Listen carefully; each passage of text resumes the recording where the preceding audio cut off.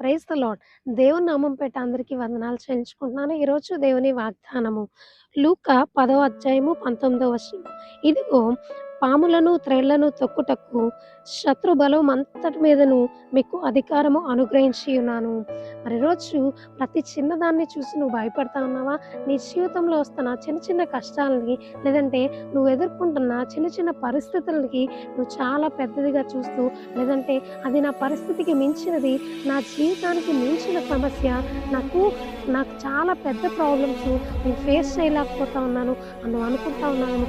దేవుడు నీతో చెప్తా ఉన్నాడు, శత్రు బలం అంతటి మీద నీకు అధికారము అనుగ్రహించి ఉన్నాను అని. ఆల్రెడీ దేవుడు మనకి అధికారాన్ని ఇచ్చేస్తాడు కదండీ!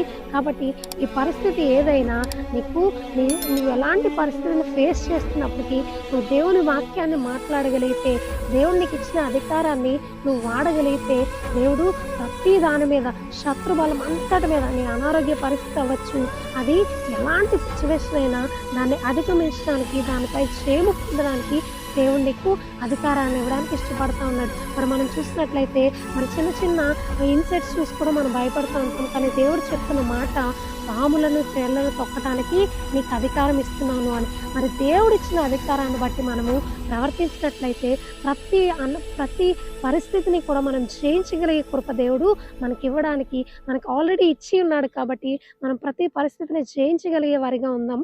ఈ కొద్ది మాటలు దేవుడు దీవించును గాక. ఆమేన్.